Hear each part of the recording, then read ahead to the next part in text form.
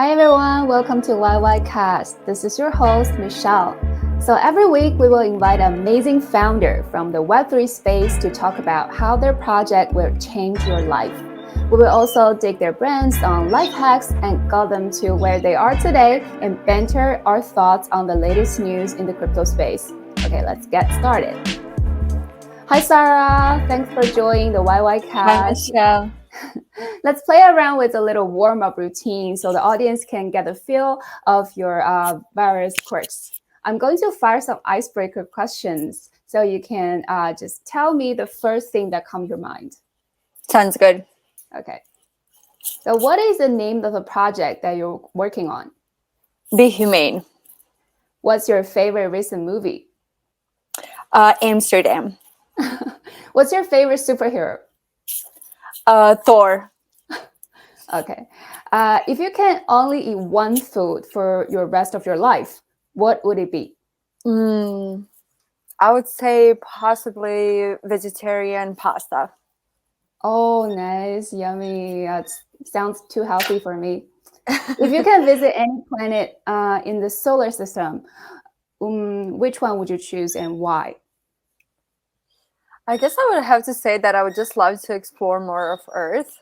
I don't have a lot of need to go outside. I'm like, this planet is gorgeous. I need to see every single part of it. So I would say I would just continue exploring Earth. Ooh, I like it. So planet Earth is pretty unexpected, but it totally makes sense.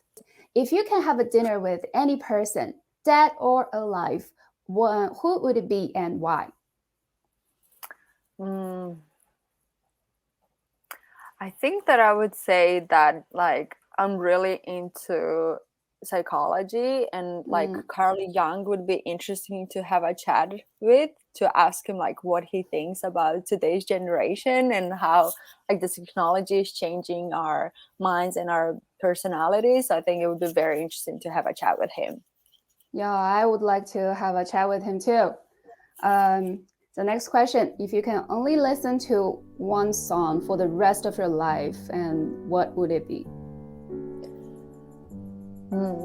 So I am very bad at pronouncing it, but it's basically this French composition from Eric Satie, and I think it's like Je me ne peux. I don't know. I'm like really bad at pronouncing it, but it's gorgeous. You can also tap in Once Upon a Time in Paris, and it's just absolutely stunning.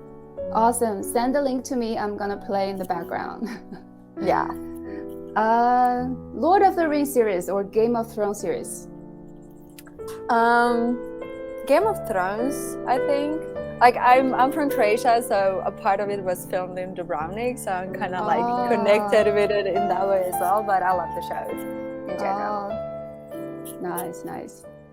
Oh, well, thanks for sharing and peeling back the onions a tiny bit for the audience. So let's find out a little bit more about what has been keeping you busy recently.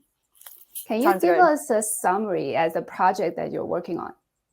Yeah, of course. So at BeHuman, we are building Life Atlas. Life Atlas is a mixed reality platform for Gen Zs to help them to navigate their increasingly technology-dependent lives. So we basically guide our students through real-life scenarios in both virtual reality and in real life. And they are going through an immersive gameplay that helps them to level up their life skills and thrive in the digital age. Oh, sounds very interesting. Although I don't have any kids, but that's definitely something that I can get behind and wouldn't mind seeing my future kids spending time on the app like this on their tablets. Yeah, same. So what is the problem that inspired you to work on BeHuman? I would say there are two things. One is like more personal, and the other one was just like what I've been saying throughout my studies as a social worker.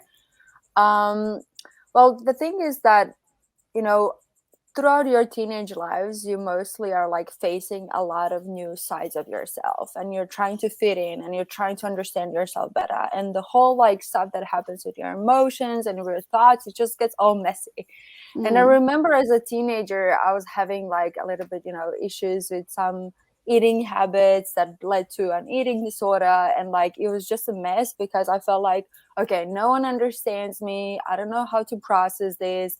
And I remember telling my parents about it and them getting like really upset, and I was like, wait, I'm supposed to be a victim here, like why are you not empathizing with me?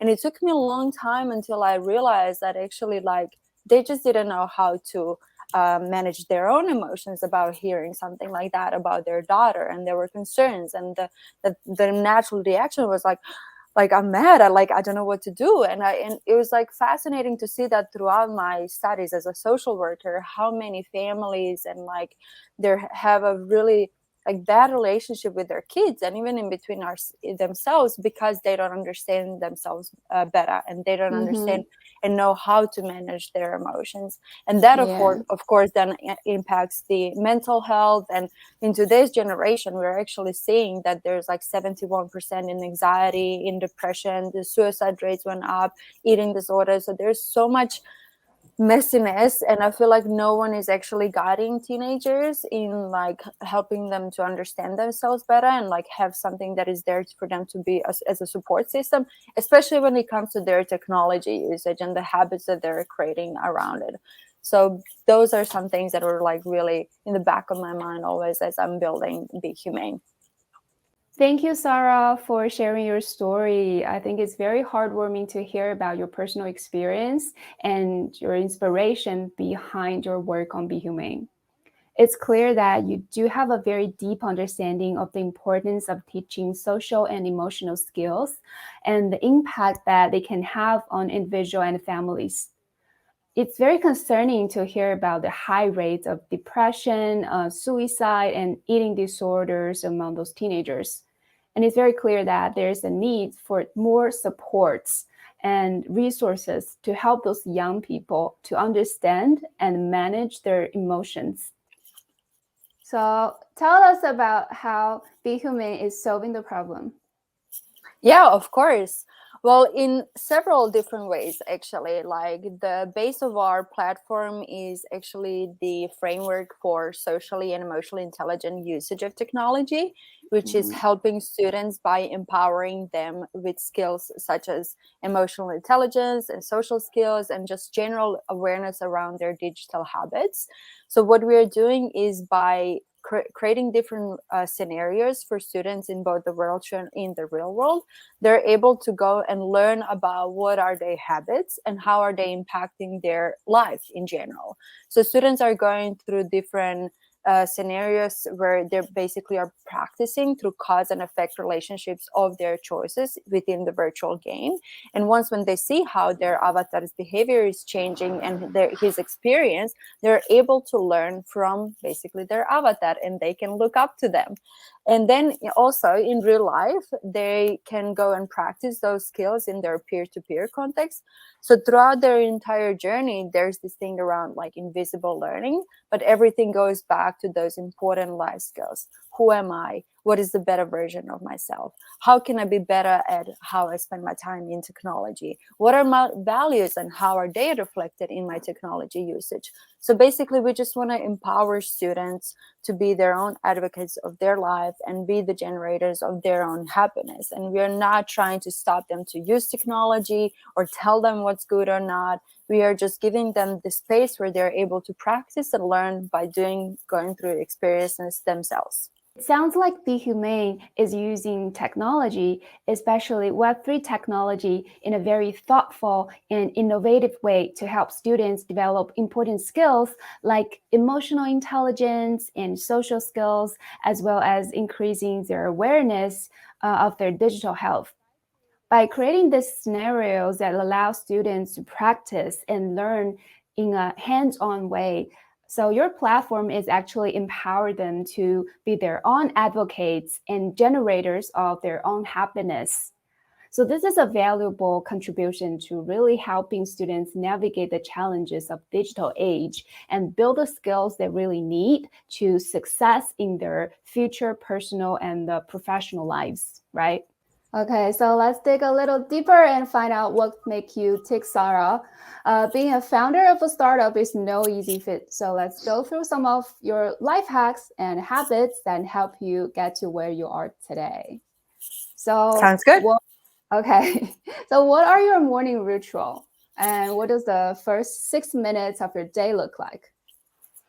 Well, yeah, I was actually a little bit late for this because I was saying to Jerry, hey, like I have to finish my meditation. So that's Mm. like one non-negotiable about my day. So every day I start up with a cup of warm cacao and I do my meditative practice. I usually do anywhere in between 20 and 30 minutes. Sometimes I do silent meditations, other times I do a visualization or manifestation meditation, and that is most of the days in a week, also followed by a yoga session, which is just like a 15 minutes stretching, just getting into my body and just preparing myself for the day. And sometimes also I like to integrate some of this like journaling. I love doing a gratitude practice just to remind myself like what I have in my life and all the people and wonderful experiences that I've been having that I can be grateful for, and that really helps to put me in a good place. And yes, other times I sometimes do some exercise. It depends on the day and what's going on, but meditation is a non-negotiable. Wow, how long you been doing this? It would be almost 7 years now. Wow, is there any tool or apps that help you with your building the habits? Well, I sometimes use Kin by Justin Kin about like habit tracking, but most of the times actually it's just like I've been doing it for so long that it's just like I'm programmed to do it straight away. And I just like do something either on YouTube, and the other meditations I actually went through some programs to learn the technique. So it really depends on the phase I am that week and in my life and what resonates. And sometimes doing a manifestation meditation really helps to hype me up about BeHuman, because I just visualize all the impact that we are going to have with this company and just connect with that future version of myself and future version of BeHuman, and I'm just like hyped and ready to go. Wow, this is a really good habit. I wish I could like pick up this habit after you talk about it. I'm happy What to is, share any resources that could be helpful. I would love to hear more. And what is the best or most worthwhile investment that you have made? Could be an investment of money, time, energy, or other resource. And how did you Hmm. decide to make the investment?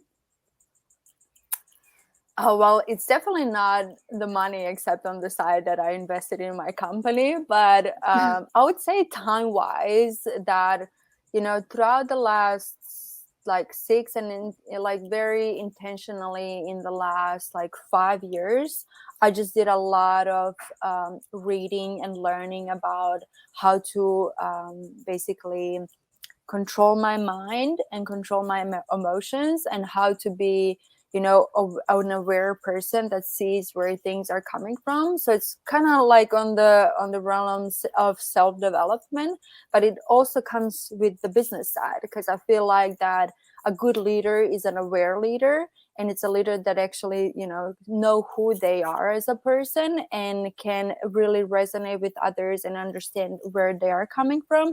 So all the things that we are teaching within Be Humane around emotional intelligence and social skills, and those are things that I've been personally working on for the last 6 7 years, and then also did my research studies on that topic. So I feel like that it was always that investment of time while others were like going out or just hanging out in cafes, drinking coffee. I would just walk around the college with my books and just read about like what's the best meditative practice, how does meditation impacts your inner state and your regulation of your emotions, and like the neuroscience behind it all. So I feel like that investment of time actually really led to the fact that I was able to start Be Humane straight out of my grad school and be ready for Wow. the journey that I have as a founder. Wow. I guess the time and energy you put in to help you like to grow your body, your spirit, your soul, to make you a better person, to make you who you are today. Absolutely. Absolutely. Do you have a quote that you live your life by or think of often? Hmm. Yeah, there's actually, so the one that I have on WhatsApp, someone asked me about it the other day. I don't want to butcher it, so I'm going to read it from here. So it says, with the realization of one's own potential and self-confidence in one's ability, one can build a better world. So I think that, like, again, as a self-aware leader, you need to believe in yourself first, and then everyone else will be able to believe in you and invest in you, whether in time or money. And even on the client side and all of the like aspects, I think that, the success that we are seeing now with BeHuman and the partners we are having and the investors that are coming aboard, like, I think that it comes a lot down to the fact that I've been building this belief in myself, and of course, like, that I've been throughout the entire journey connecting with the right people and building my network and talking to a lot of people that are really passionate about it. So I think that once, when you believe in yourself, you can believe in others, and you can share that light across the world, however hippie that sounds. I Oh think my it's God. just really, really, really beneficial in a really nice, intentional way. So I think that, it just helps you to attract the right people, and people see that in you. And yeah, I think that there needs to be a lot of self work behind good leaders and good founders and good CEOs. So I would say that one. Wow, the quote that you provide is definitely beautiful and definitely inspirational. Yeah, thank you. What advice would you give to your younger self 10 years ago? And please tell us where you were at that time, like 10 years ago, and what were you doing?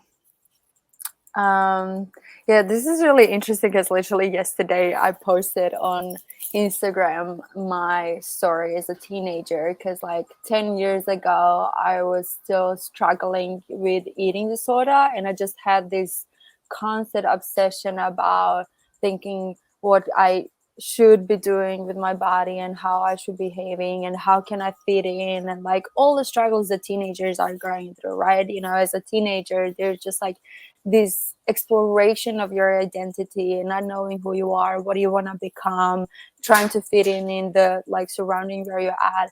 So I feel like that, looking back to that, what I would say is just like be gentle to yourself, like just be here, be your own best friend, learn how to provide yourself what you need, and yeah, just invest in knowledge, which it ended up being the case later in life. But yeah, I think that we all have to be very proud of ourselves and where we are in comparison to where we were 10 years ago. And I think that Mm, just reflecting back to it should also be done with a lot of self-compassion, because wherever you were and wherever you are right now, there was a big like progress for sure. And just all the things that we learn, I think it's really fascinating as humans, and being able to then provide guidance and help to others based on your experience is also like really, really inspirational, I think.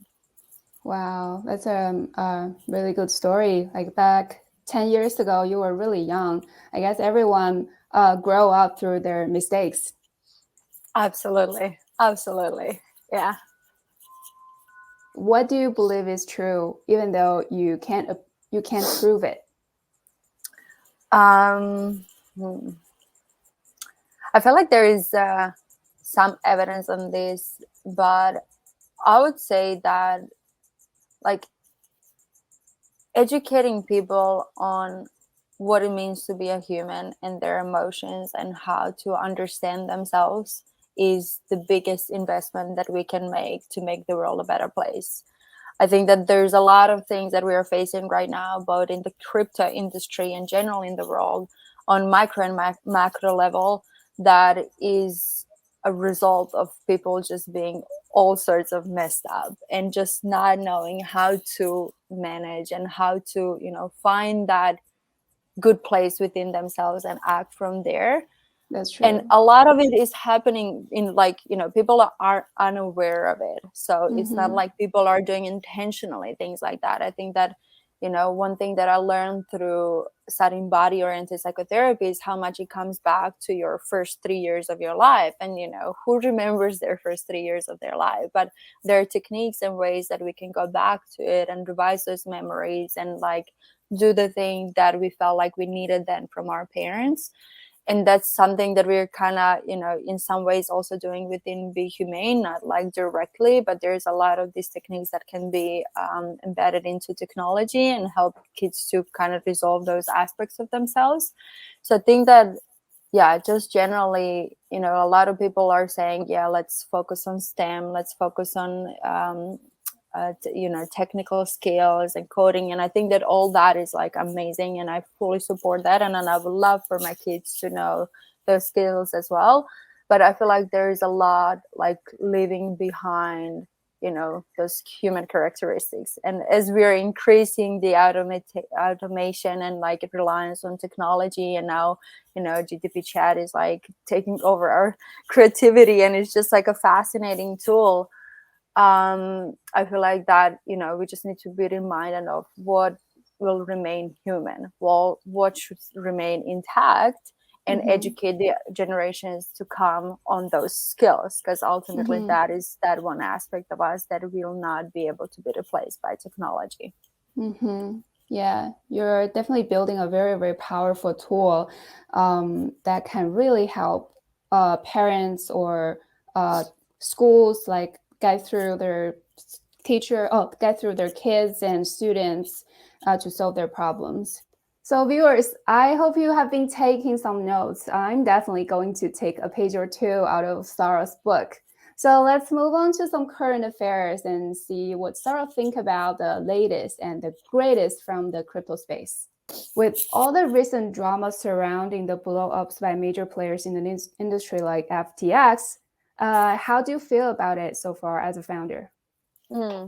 Yeah, I think it's a interesting thing that we found ourselves in the industry, but I feel like it's something that can really empower founders, because there was always mistakes throughout the innovation, and like especially when we're dealing with new technology or any type of new innovation throughout our history, even going back before the technology. I think that it's up to us to see and learn from others. And to me, all of the stuff that have happened with it was just like, okay, you really need to be careful. You just need to be more aware of certain aspects while you're building a business. But at the same time, it's normal to make mistakes. And I don't know where the motives were and how it all came to be and all of that. Like there are a lot of details that I feel like that public eye is not seeing or knowing about, which is completely normal. It just gives us the opportunity to learn from others. And I think that myself, I just continue building, and I just focus even more so on BeHuman and like the power of blockchain within all the upcoming industries. So I think that it's just here to remind us of mistakes happen when we innovate, and it's a normal part of the journey. Does that make you lose confidence in the space? Absolutely not. No.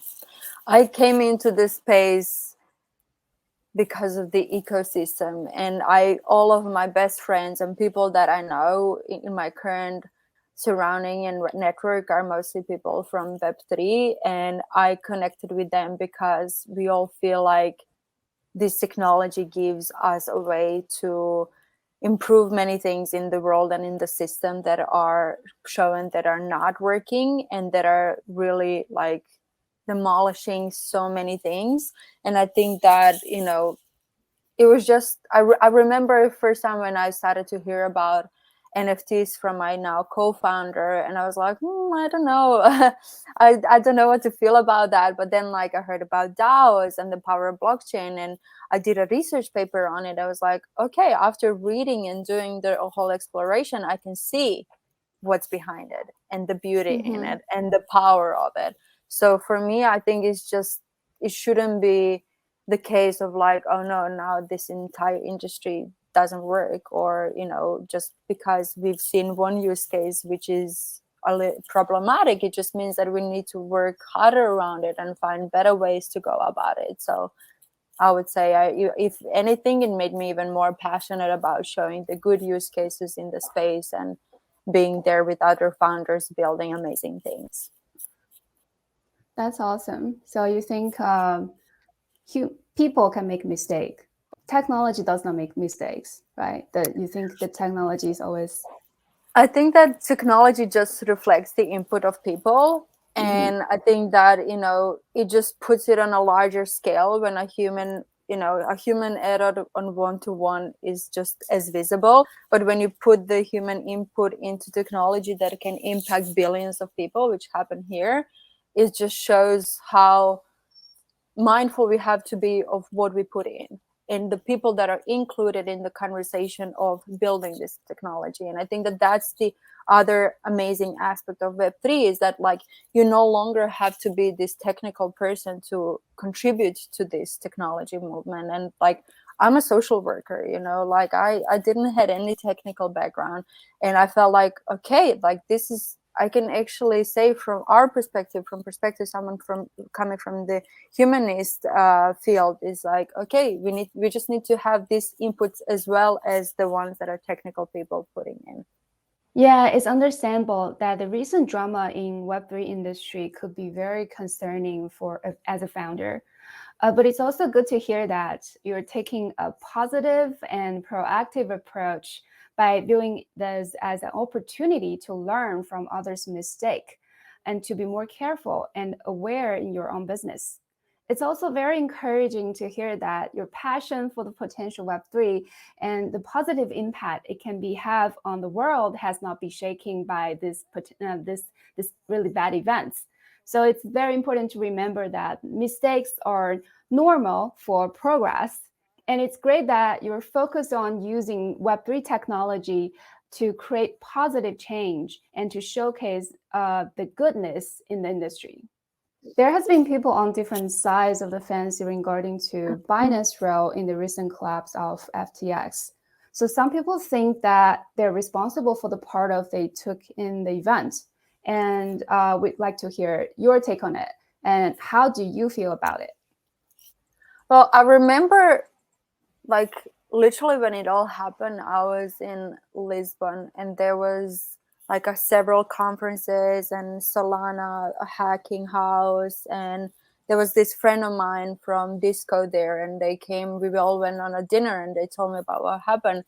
It was just felt like, I don't know, like just steering trouble, it just felt like there's just too much happening like too fast, and too many like people having their opinions, and it just felt to me like, okay, there's a lot of drama going on, like we don't know what's happening behind the scenes. A lot of noises. Absolutely, like we can, like, Twitter is such a strong platform for sharing your opinions, and like with examples of Elon Musk on extreme side of it, like the things that he was able to change just by having one tweet about something, about a certain topic of his opinion. I think that it's powerful, but at the same time it's like, it doesn't have to mean that it's true just because it's out there, like we don't know. I just felt like, like many things that were happening in front on the public eye, what's happening in the background can remain like unknown for years to come. So for me in that moment, it was just like, okay, there's a lot of opinions and there's a lot of drama, and it can mean that they had something to do with it or not, but like when in doubt, continue to build, do the thing that it's going to contribute to making this space better. So you said there are conflicting opinions and drama surrounding this event. And you also mentioned that the power of social media platform like Twitter is shaping the public perception. So it's very important to approach any situation with an open and curious mindset, to gather as much information as possible before forming an opinion. And there are a lot of different views on Binance's role in the recent collapse of FTX, and it's important to consider all perspectives and to be mindful of the potential impact of social media platform like Twitter on shaping public perception.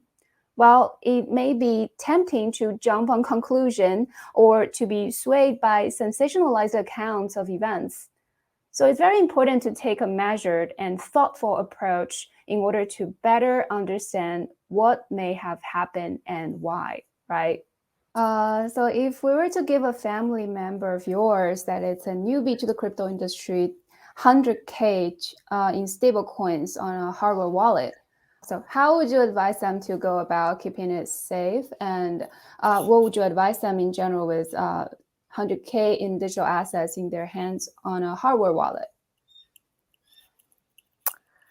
Well, I think that there are several things there, and I definitely had those conversations with my family member, not to this capacity to give them 100K in stable coin, but I think that, you learn the best when you do the thing, when you try it yourself. And even though you can give an advice of like, keep it safe and take some out and like invest and things like that, it's just like, I feel like that I would just probably tell them, okay, so this is a stable coin, just know that, you're going to always have it.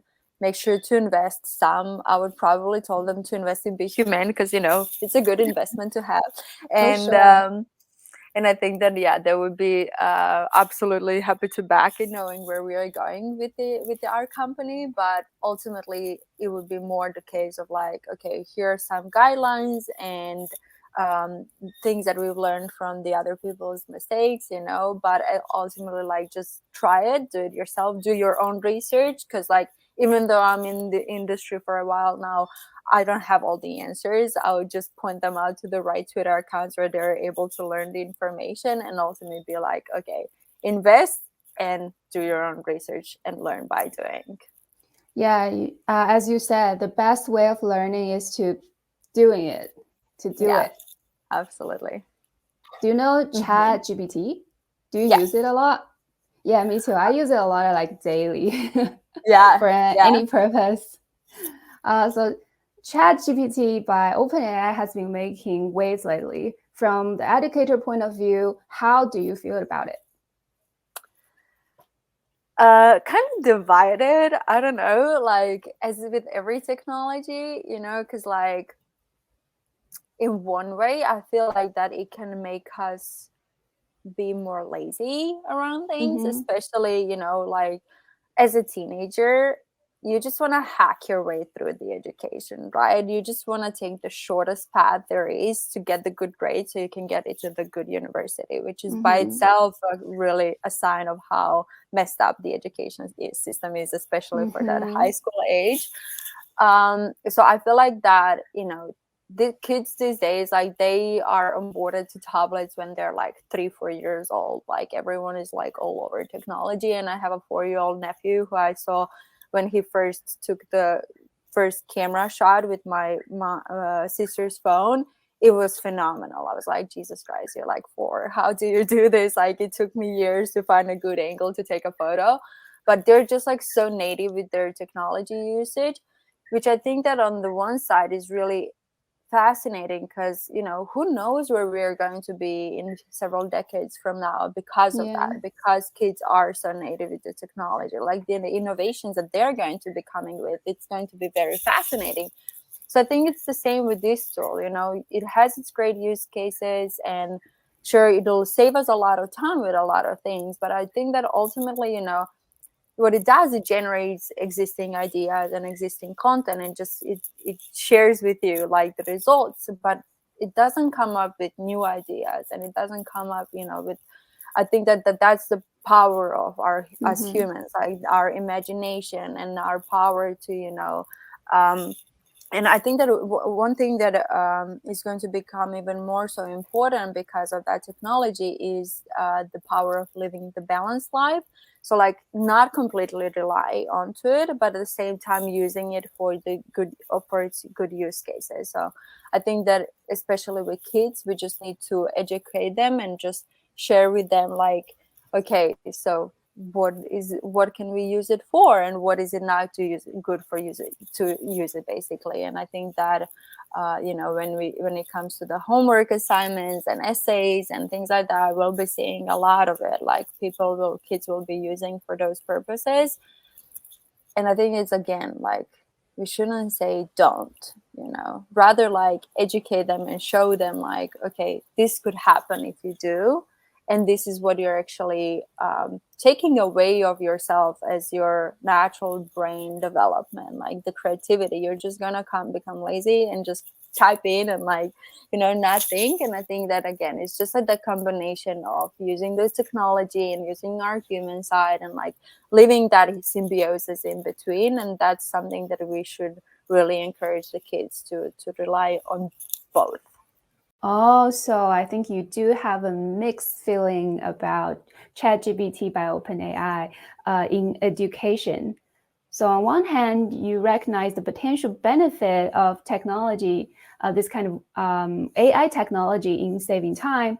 However, you also expressed your concern about the potential negative impact on children's creativity and imagination if counting too much on this AI technology is not very balanced with the development of these skills. So you think educating children on this responsible use of technology and to find a balance between technology and human capabilities in order to really maximize the benefit of both. So there are pros and cons of this AI technology in education.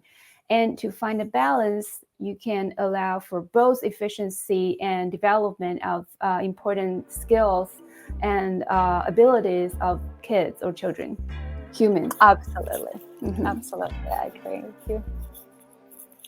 So any questions or requests for our audience? What's the last parting words? I would say just, be kind to yourself and to each other and to technology. Like, we are living in exciting times, and the evolution of tech and all its amazing good and bad use cases, it's really exciting to be a part of. And I think that, it's something that is going to be even more so fascinating moving forward. And, like, remember what are your human sides, and nurture those, and nurture them in all different areas of your life. And of course, come and check out what we are doing at BeHuman. We are really excited with all the progress that we are currently making, and all the long-lasting effects that we are going to be creating with our company and its relationship with technology, and things that we are educating this new generation and others. So I would definitely, invite you to become part of our community and to check it out on the website, and of course to invest, because we're going to do really important stuff, and we're just exciting about this journey. And we have amazing people building BeHuman, and our community is just wonderful. So I would love to have you a part of it. We are also very, very excited for you. You're definitely doing something really amazing. So thank you everyone for tuning in, and remember to like and subscribe, and be sure to check out Sara and BeHuman. So we'll be leaving our links to the project in the video description below. Thank you everyone. Thank you, and see you next time. Bye.